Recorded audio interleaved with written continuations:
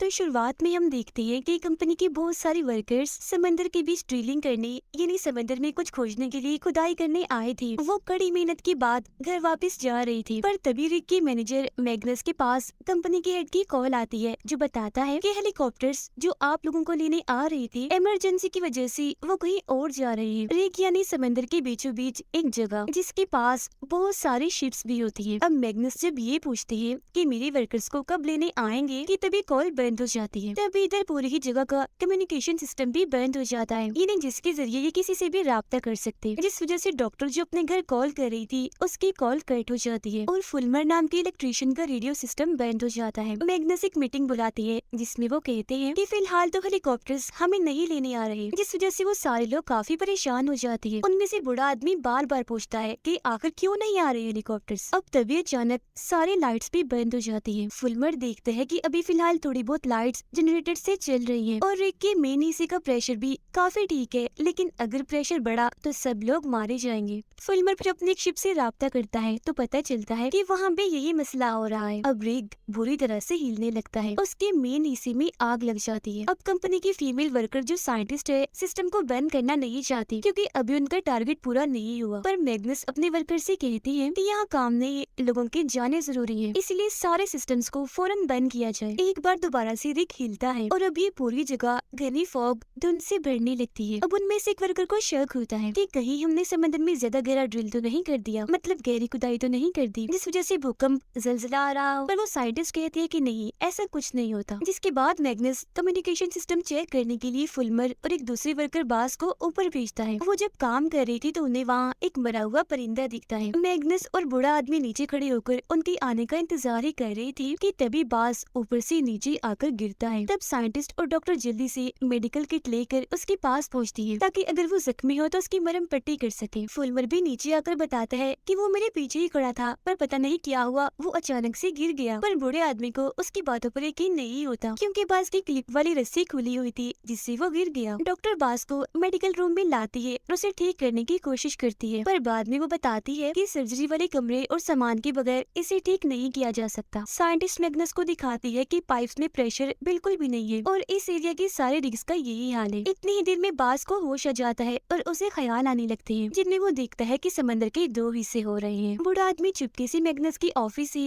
Company की खुफिया file उठाता है, जो देख वो चिढ़ जाता है। सब वर्कर्स को इकट्ठा करके बताता है कि कंपनी हमसे झूठ बोल रही थी। इतनी ही देर में मैग्नस भी यहाँ आ जाता है, जिसे ये कबूल करना ही पड़ता है कि हाँ, ये सच कह रहा है। कंपनी इस प्रोजेक्ट को बैन कर रही है, जिस वजह से बहुत जल्द अब सबकी नौकरियां जाने वाली हैं। अभी वो ये सब बता ही रहा था कि तभी उन पर पता नहीं कहां से राख गिरने लगती है, जो काफी अजीब था, क्योंकि आसपास कोई वोल्केनो ज्वालामुखी नहीं था। तभी इधर बास भी आ जाता है, जो काफी अजीब सा दिख रहा था। बताता है कि अब काफी देर हो चुकी है, तबाही शुरू हो गई है। इतना कहकर वो गिर जाता है। फिर बाद में जब उसे होश आती है तो उसे कुछ याद नहीं था कि मैं ऊपर से गिरा था या मैंने तबाही की कोई बात की थी। वो बस इतना कहता है कि जब मैं ऊपर था तो मैंने फॉग में कोई चीज देखी, जिसके बाद मेरे दिमाग में अजीब तरह की आवाजें आने लगी। उसकी बातें अनसुनी करके डॉक्टर उसका खून लेने लगती है सैंपल के तौर पर, जिस वजह से वो चिढ़ जाता है। कहता है कि तुम लोगों ने मेरी चेतावनी को नजरअंदाज करके अच्छा नहीं किया और अब एक बड़ी लहर आ रही है। पर जैसे तैसे डॉक्टर उसे सुला देती है और साइंटिस्ट को बताती है कि हेरत इसकी जख्म अपने आप ही ठीक हो रही है। उनके जाने के बाद बास जब उठता है तो अपने बाजू पर देखता है कि वहाँ कोई चमकदार चीज है और ये उसके जख्मों को ठीक कर रही है। सभी देखते हैं कि उनका शिप उनसे राब्ता करने की कोशिश कर रहा है, पर गलत जगह वो आगे बढ़ रहा है। मैसेज को देखने के लिए मैग्नस एक वर्कर को भेजता है तो पता चलता है कि वो शिप इनसे मदद मांग रहा है। मैग्नस फुलमर को कहता है कि लाइट्स के जरिए उन्हें सिग्नल्स भेजो और पता लगवाओ कि वो इस फॉग के बारे में क्या जानते हैं। बूढ़े आदमी को कमरे में बंद किया हुआ था, जिस वजह से वो गुस्से में पागल हो रहा था। लगातार दरवाजा तोड़ने की कोशिश करने लगता है। मेडिकल रूम में बास देखता है कि उसकी जख्म भर गई है। वो खुद को जब शीशे में देखता है तो उसे ख्याल आता है कि उनका रिग तबाह हो रहा है। वो फिर यहाँ से निकलकर कमरे में आता है और वर्कर वाले कपड़े पहन लेता है। अब तभी उसके सर में जोरदार दर्द होने लगता है और उसका सोने वाला दांत टूटकर निकल आता है। राग को देखकर साइंटिस्ट कहती है कि मुझे कुछ ठीक नहीं लग रहा, इसके बारे में मैं जांच कर रही हूँ, तो तब तक सब अंदर ही रहे, बाहर मत जाएं। फुलमर ने आकर बताता है कि हमारे शिप का कम्युनिकेशन सिस्टम भी टूट चुका है और अगर सुबह का इंतजार किया तो वो किसी चीज से टकराकर तबाह हो जाएगी। हमें लाइट जलानी होगी। जिस पर साइंटिस्ट कहते हैं कि कंपनी से कॉन्ट्रैक्ट की वजह से हम ये नहीं कर सकते, वरना हम पर कानूनी कार्रवाई भी हो सकती है। जिस पर मैग्नस कहता कहता है पर हम कॉन्ट्रैक्ट के नाम पर इतनी सारे लोगों की जानें नहीं गवा सकते, तो फुलमर तुम सारी लाइट्स जला दो। अब बास अजीब हरकतें करने लगता है, वो खिड़की पर गोल दायरे बनाने लगता है। फिर जब वर्कर इस बारे में पूछता है तो वो बताता है कि मेरी सर में तेज दर्द हो रही है और मैं इतना तंग आ गया हूँ कि अब सोचने लगा हूँ कि मुझे उस हादसे में मर ही जाना चाहिए था। कमरे की लाइट जैसे टिमटिमा रही थी तो बास को फिर एक ख्याल आता है जो इतना डरावना था कि इस बार तो वो यहाँ से भाग जाता है। बूढ़ा आदमी भी खिड़की तोड़कर निकल चुका था। एक वर्कर चोरी करके शराब पीता है, वो अब जैसे नहाने जाता है तो उसके पूरे जिस्म में दर्द होने लगती है। वो उल्टी करता है, साथ ही उसकी टैटू की स्याही भी उसकी जिल्द से निकलने लगती है। पर कुछ देर के बाद जब डॉक्टर की साथी वहाँ आकर देखती है तो तब तक वो मर चुका था। साइंटिस्ट भी जब उसे देखती है तो समझ नहीं पाती कि ये क्यों मरा, पर एक वर्कर जब उसे बास का सोने का दान दिखाता है तो उसे समझ लग जाती है कि उनके जिस्म से सारे फालतू फजूल चीजें बाहर निकल रही हैं। फिर फुलमर जब शिप को चेक करने के लिए अपने साथी के साथ बाहर जाता है तो वहाँ बूढ़ा आदमी पहले से ही मौजूद था, जो अंदर आकर दरवाजा बंद कर लेता है। फुलमर के हाथ में काम के दौरान चोट लग जाती है और अब यहाँ वो राह गिरना भी बंद हो जाती है। बूढ़ा आदमी अंदर आकर कंट्रोल रूम में जाता है और लाइट्स के जरिए मदद का सिग्नल भेजता है, जिस वजह से उनकी शिप अब फुल स्पीड में आने लगती है। ये देखकर फुलमर और उसका साथी अंदर जाने की कोशिश करते हैं पर दरवाजा तो बंद था, इसीलिए फुलमर चिल्लाने लगता है। जो आवाज सुनकर मैग्नस और डॉक्टर के साथी यहाँ आकर दरवाजा खोलते हैं और जाकर बूढ़े आदमी को रोकती है। जब एक मैग्नस समझाता है कि लड़ने की बजाय शिप में ये मैसेज भेजो कि वो गलत रास्ते पर जा रही है। इसी बीच एक वर्कर लाइट्स के जरिए बास के पास जा पहुँचता है जो बाहर खड़ा हुआ था। वो उसे अंदर आने का कहता है पर बास उसे मना कर देता है, ये कहते हुए कि मैं पानी के उस क्रीचर को देखना चाहता हूँ जो ये सब कर रहा है। वो वर्कर अब जैसे उसके पास जाता है तो वो उसका गला पकड़कर उसके मुंह से पानी बाहर निकालता है। अब तभी एक वर्कर आकर इन्हें बताता है कि शिप की साइड बदलने की वजह से एक काफी बड़ी लहर इसी तरफ आ रही है, तो जल्दी से अंदर आ जाओ। जो सुनकर बाजू से वहीं छोड़कर अकेला ही अंदर भाग जाता है। मैग्नस आकर उस वर्कर को होश में लाने की कोशिश तो करता है पर उसकी मौत हो चुकी थी। साइंटिस्ट राख पर खून डालती है तो पता चलता है कि राख में कोई छोटे छोटे से जानवर हैं जो कीड़े हैं। वो फिर मैग्नस और डॉक्टर को बुलाकर इस बारे में बताती है कि राख की जांच करने से पता चला है कि उसमें कोई जानदार है जो कीड़े हैं, जो किसी एक ऐसे इंसान की तलाश में है जिसके जिसमें वो पनाह ले सके और उसे अपने साथ शामिल कर ले, जिसके भी जिसमें ये घुसते हैं तो उसके जख्मों को तेजी से ठीक कर देते हैं, क्योंकि उन कीड़ों को फैलने फूलने के लिए ताकतवर जिस्म की जरूरत होती है। इसीलिए हमें राख से दूर रहना होगा और बास की तरह जितने भी लोगों के जिस्म में जख्म है उनकी हिफाजत करनी होगी। जो सुनकर मैग्नस कहता है कि मुझे बाज में कुछ ठीक नहीं लग रहा, ऐसा करो कि सबके खून के सैंपल ले लो जिनको हम बास के खून से मिला कर देखेंगे। अब आहिस्ता से फोक दूर होने लगती है और पास वाला रिग पूरी तरह से तबाह हो जाता है। बास साइंटिस्ट की रिसर्च वाले कागजों को देख रहा था पर जैसे इधर फुलमर आता है तो वो गुस्से में आ गया था। इतनी ही देर में यहाँ साइंटिस्ट भी आ जाती है और देखती है कि बास ने अपने खून का सैंपल उठा लिया है। वो उसे जैसी सैंपल मांगती है तो वो उसे चुरा कर यहाँ से भाग जाता है, जिसका मतलब था कि वो टेस्टिंग नहीं कर सकती। जिस वजह से मैग्नस कहता है कि चलो खैर है, ऐसा करो बाकी जख्मी लोगों को चेक कर लो। जिसके बाद वो एक मीटिंग बुलाता है जिसमें वो सबको कहता है कि अब से हम 2 टीम्स में काम करेंगे। एक टीम पूरे रिग को अच्छे से चेक करेगी और दूसरी टीम बास को ढूंढेगी। रिसर्च के जरिए साइंटिस्ट पता लगवाती है कि ये छोटे से कीड़े डायनासोर्स के जमाने के हैं, जिनका खात्मा डायनासोर्स के साथ ही हो गया था, पर लगता है कि ज्यादा गहराई में ड्रिल करने की वजह से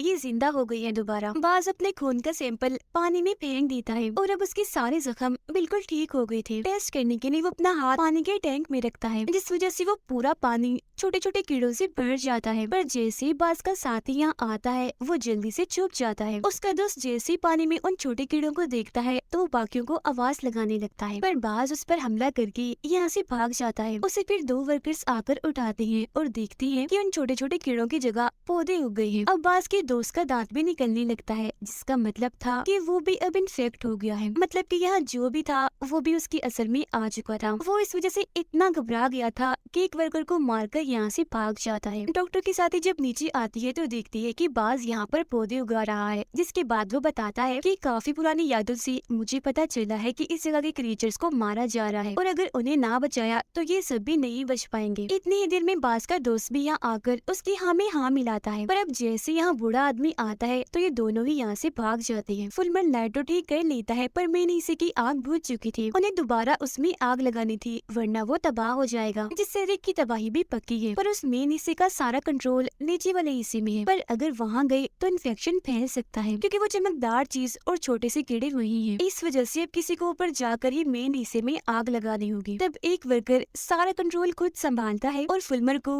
मेन हिस्से के पास भेजता है। वो आगे बढ़ता है और काफी अच्छा निशाना लगाकर मेन हिस्से में आग लगा देता है, पर फुलमर खुद काफी जख्मी हो गया था, जिसके बाद फौरन उसे मेडिकल रूम में लाया जाता है। नीचे वाले हिस्से में जहाँ बाज था वहाँ उसके ख्याल और भी भयानक होने लगते हैं, जिनमें वो देखता है कि अगर इन छोटे छोटे कीड़ों को बचाना है तो पूरे रिग के सिस्टम को बंद करना होगा। उधर फुलमर दोबारा से ठीक होकर अपने रिसर्च में लग जाता है, पर वो जाने अनजाने में कॉपी पर बिल्कुल वैसे गोल दायरे बनाता है जैसे बाज ने बनाए थे। मैग्नस सबको कंट्रोल रूम में बुलाते हैं, क्योंकि बाज जो नीचे वाले कंट्रोल रूम में है रिग की सारी सेफ्टी हिफाजत खत्म कर रहा है, जिस वजह से प्रेशर हद से ज्यादा बढ़ रहा था। अब वो एक कैमरा डिवाइस को पानी में भेजते हैं और देखते हैं कि भूकंप की वजह से जमीन पर बहुत सारे गोल दायरे बन रहे हैं, जो फुलमर को अपने ड्राइंग की याद दिलाते हैं। अब इस वजह से एक वर्कर नीचे कंट्रोल रूम वाले एरिया में जाकर इस सेफ्टी खत्म करने वाले सिस्टम को रोक देता है, जिससे बाज का प्लान फेल हो गया था। वो काफी गुस्से में आ जाता है। वो कंप्यूटर से फिर डायरेक्ट सिस्टम को हैक करने लगता है, लेकिन वहाँ एक अलार्म बज जाता है, जिससे वो अपने प्लान में कामयाब नहीं हो पाता। एक वर्कर के पास मैसेज आता है, जिससे पता चलता है कम्युनिकेशन सिस्टम ठीक हो चुका है। मैग्नस फिर मदद मंगवाने के लिए फौरन गार्ड को मैसेज करता है, जबकि फुलमर उन गोल दायरों के बारे में पता लगवाने की कोशिश करता है। उधर डॉक्टर जब अपनी बहन से बात कर रही थी तो तभी फोक तेजी से जमीन की तरफ बढ़ने लगती है, जिससे सिग्नल्स के साथ साथ इंटरनेट भी काफी हद तक चलना बंद कर देता है, जिस वजह से गार्ड को मैग्नस का मैसेज नहीं मिल पाता जो उसे मदद के लिए भेजा था। बाज उन छोटे छोटे कीड़ों की ताकत की मदद से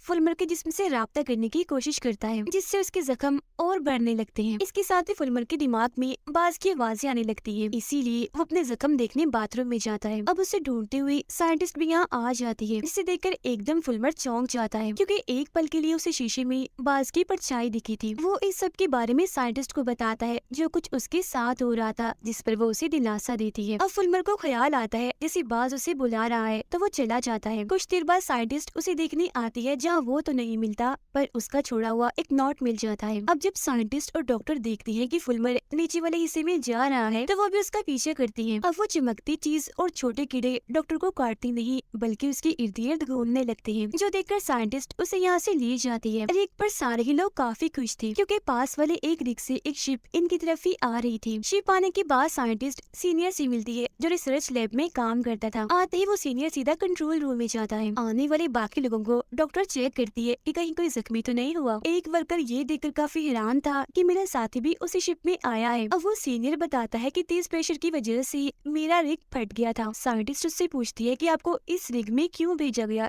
जिसका वो कोई जवाब नहीं देता। अब वो नया आने वाला वर्कर बताता है कि जब हमारी रिग में ये सीनियर आया तो उसने बहुत सारे औजार समंदर की गहराइयों में भेजे, क्योंकि वो तेल नहीं निकाल रहे थे बल्कि कोई और चीज औजारों के साथ नीचे भेज रहे थे, जिसके बाद फोग आई और लोग गायब होने लगे। पर सीनियर तब भी नॉर्मल था, उसे देखने से लग रहा था जैसे वो ऐसा ही चाहता है। उसने प्रेशर बढ़ने की जरा भी परवाह नहीं की, बल्कि औजार भेजकर वो जो टेस्ट करना चाहता था उसने बस उस पर ध्यान दिया, जिस वजह से हमारा पूरा रिग तबाह हो गया। पर रिग तबाह होने से पहले उसने अपने टेस्ट का सारा डेटा मिटा दिया। कंपनी उसे और वो कंपनी को मेल भी कर रहा था, जिसका मतलब था कि वो ये सब पहले से ही जानता था और कंपनी ने जानबूझकर उसे यहाँ भेजा था। डॉक्टर साइंटिस्ट की रिसर्च देखकर बताती है कि ये जो दायरे हैं वो 5 अलग अलग चीजों की पहचान है, और 5वां दायरा तबाही का है जो फैल रहा है, जिसका मतलब हम बहुत जल्द मिटने वाले हैं। सीनियर बताता है कि मेरे रिग में इन्फेक्टेड लोगों ने तेल के कुएं में आग लगा दी थी ताकि ये सारे जानदार कीड़े मारे जाएं। वो फिर कहते हैं कि मैं कुछ लोगों को मेन हिस्से में भेजना चाहता हूँ, पर मैग्नस मना कर देते हैं। ये कहती है कि नहीं, मैं अपने लोगों को खतरे में नहीं डाल सकता। उधर फुलमर भी बाज और उसके साथी के साथ मिल जाता है। बाज बताता है कि ये कीड़े बहुत जल्द मेरे पूरे जिस्म में फैल जाएंगे। सीनियर बताता है कि बाज को रोकने के लिए हमें वेंटिलेशन सिस्टम में कार्बन डाइऑक्साइड ले जाना होगा, जो नीचे ही है जहाँ बाज है, और कार्बन डाइऑक्साइड हम खुफिया सिलेंडर्स के जरिए ले जाएंगे। फिर जब सीनियर सिलेंडर्स लाता है तो एक वर्कर को शक होता है, क्योंकि उस पर लिखा हुआ था कि इसमें कार्बन डाइऑक्साइड के अलावा कुछ और भी मिला हुआ है। वो फिर सिलेंडर्स को अपने साथ नीचे वाले हिस्से में जहाँ बाज है वहाँ ले जाने लगते हैं। साथ ही वो सिलेंडर्स का कनेक्शन वेंटिलेशन सिस्टम से भी जोड़ देते हैं। वो लोग यहाँ बाज के दोस्त को देखते हैं, जिसकी हालत खराब थी क्योंकि वो खून की उल्टी कर देता है, जिससे वो समझ जाते हैं कि यहाँ कार्बन डाइऑक्साइड के ज्यादा होने की वजह से ये मर रहा है। पौधे भी इसी वजह से मर रहे हैं, और ये सीनियर का प्लान था। इसीलिए बूढ़ा आदमी और एक दूसरा वर्कर तो वहाँ से भाग जाता है, पर एक वर्कर वहीं बाज के दोस्त के पास ही रुकता है। फुलमर फिर वेंटिलेशन सिस्टम सिस्टम को बंद करने की कोशिश करता है, पर वो और बाज दोनों ही बेहोश हो जाते हैं। डॉक्टर देखती है कि उन दोनों के बाहर आने के बाद सीनियर ने